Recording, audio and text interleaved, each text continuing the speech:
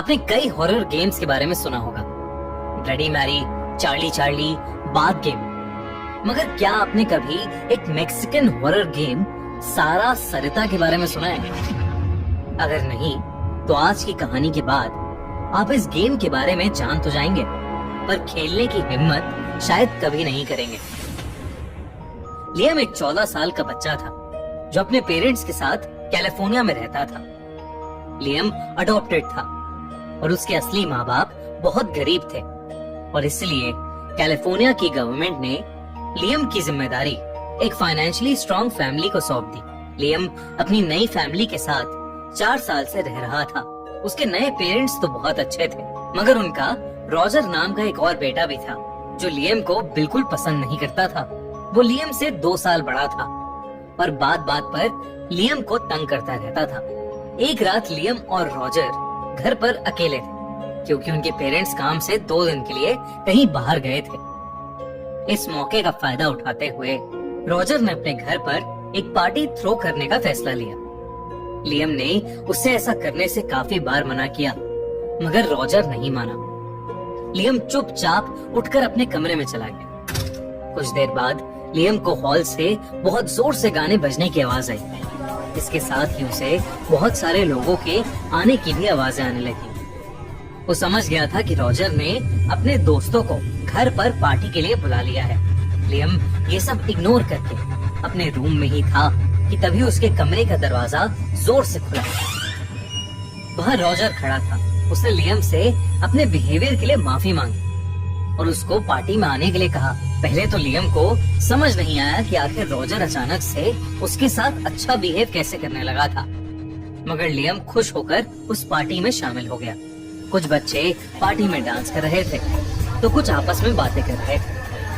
तभी रॉजर आया और लियम का हाथ पकड़कर उसे अपने रूम में ले गया। वहाँ जाते ही लियम ने देखा कि रॉजर के रूम की लाइट्स ऑफ थीं और उसके कमरे में बस कुछ कैंडल्स जल रही थीं। उसके रूम में उसके कुछ दोस्त पहले से ही थे। रॉजर के दोस्त लियम को देखकर हंसने लगे, मगर तभी रॉजर ने उन्हें चुप होने का इशारा किया और वो अपनी हंसी छुपाने लगे। लियम को कुछ समझ नहीं आया कि आखिर रॉजर उससे क्या चाहता था, इसलिए उसने रॉजर से सीधा सीधा पूछ लिया। तभी रॉजर की एक दोस्त एमा आगे आई और उसने लियम से पूछा कि क्या वो उनके साथ एक गेम खेलना चाहेगा। लियम को लगा कि शायद रॉजर के दोस्त उससे दोस्ती करना चाह रहे हैं, इसलिए वो तुरंत मान गया। रॉजर के कुछ दोस्त बेड पर बैठ गए और रॉजर खुद एक कोने में जाकर खड़ा हो गया। एमा ने अपनी पॉकेट से एक छोटा सा वुडन बॉक्स निकाला और उसमें से 2 कॉइन्स निकाले।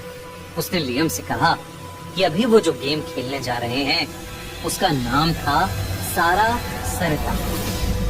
इस गेम में वो सारा सरिता नाम की 2 आत्माओं को बुलाएंगे और उनसे बातें करेंगे। उन्होंने लियम को डराते हुए कहा कि वो सारा सरिता की आत्माओं से जो भी पूछना चाहता है वो पूछ सकता है।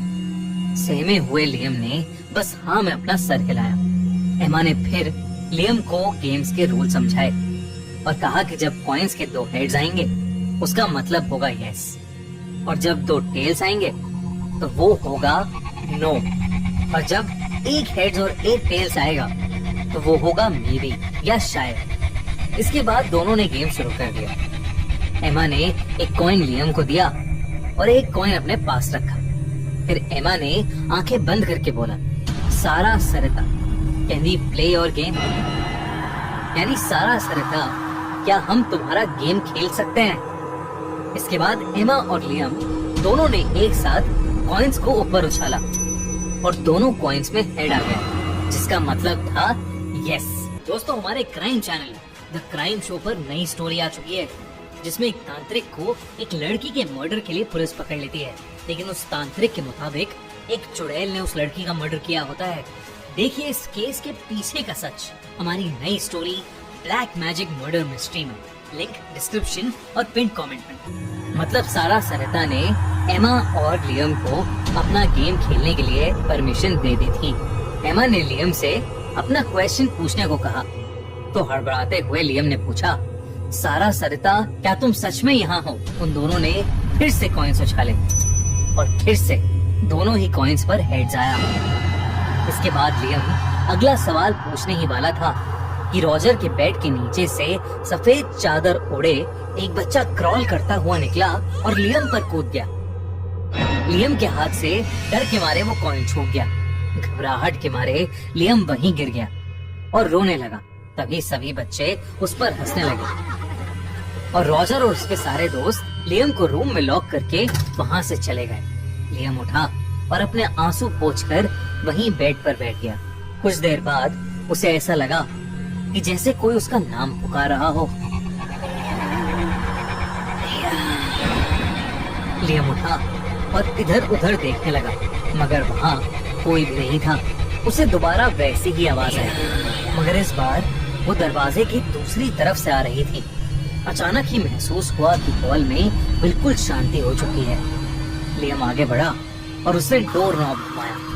जो दरवाजा अभी थोड़ी देर पहले तक लॉक था, वो आसानी से खुल गया। जब लियम कमरे से बाहर निकला तो उसने जो देखा वो देखकर उसके होश उड़ गए। वो सभी बच्चे जो पार्टी में आए थे वो हॉल में स्टैचू बनकर खड़े थे। उन सभी के ऊपर सफेद रंग की चद्दर डली हुई थी और उनकी आंखों, मुंह और कान से खून बह रहा था, जो उनके ऊपर पड़ी सफेद चादर पर भी लग चुका था।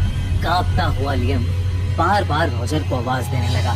तभी स्टैचू की तरह खड़े वो बच्चे एक तरफ शिफ्ट हो गए और लियम ने देखा कि उनके पीछे सोफे पर कोई बच्चा लेटा हुआ था। उस बच्चे पर भी सफेद चादर पड़ी हुई थी। लियम उस बच्चे के करीब गया और उसने चादर धीरे से हटाई। लियम के दिल की धड़कनें रुक सी गईं जब उसने देखा कि सोफे पर रॉजर बेजान सा पड़ा था। उसकी आंखें काली पड़ चुकी थी। उसके चेहरे पर एक ऐसा भयानक एक्सप्रेशन था मानो मरने से पहले उसने कुछ बहुत ही डरावना देख लिया हो। तभी लियम को अपने नाम की आवाज दोबारा आई।